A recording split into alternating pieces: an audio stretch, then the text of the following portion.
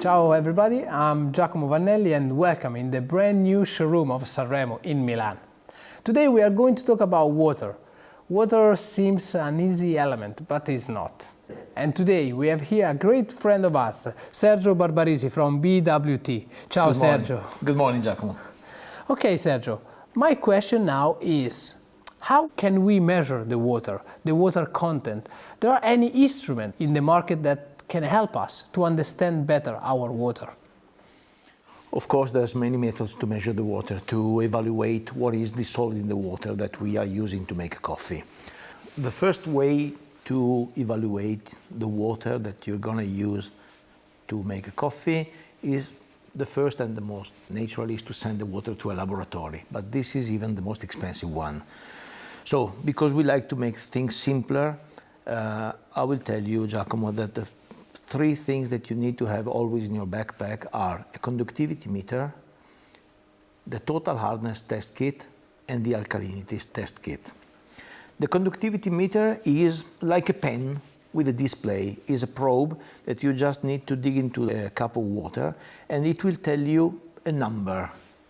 The higher this number is, the higher the mineral dissolved in the water. The lower the mineral dissolved in the water. But this is just a mass index. It's not giving you any name of the elements dissolved into the water. It's just the TDS, let's say. Let's say that it's just a TDS, okay. If you want to go deeper and understand really how that water that you are measuring will have effects on your coffee, you need to know exactly the total hardness and the alkalinity. The total hardness is measured with drops into a glass of water, and it will tell you how much calcium and magnesium are solved into the water in total. And the alkalinity will tell you instead how much carbonate bound with the calcium is in the water. With these three things measured, you know exactly how the water will extract your coffee and if the water is good for the coffee and good for the machine. Okay, it's very interesting. Can you tell us which is the role of hardness and alkalinity in our extraction? So how important are hardness and alkalinity in the coffee extraction? They are absolutely the most important ones.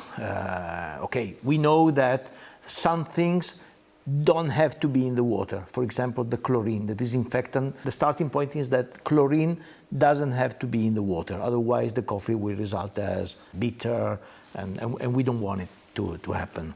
You asked me how important is the hardness and the alkalinity. Okay, the hardness is the quantity of calcium and magnesium solved into the water, and this is affecting the extraction in a way that the higher the hardness, the higher the extraction of flavors. So the coffee will result as more aromatic, will have more fruity and flavory taste. So the higher the hardness, the higher the flavors. The alkalinity instead is acting in an opposite way to the acidity.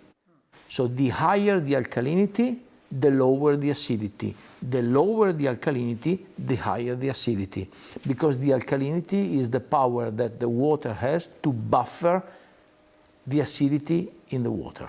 That's incredible. So the way you combine your water based on hardness and alkalinity can really exalt and it highlights the coffee flavor during your extraction. Or can kill a coffee. Or can completely kill your coffee. Yeah.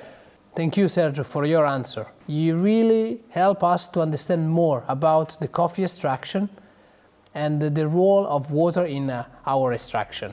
Good. Let's say, Sergio, water is not just water, as coffee is not just coffee. Got it. Thank you.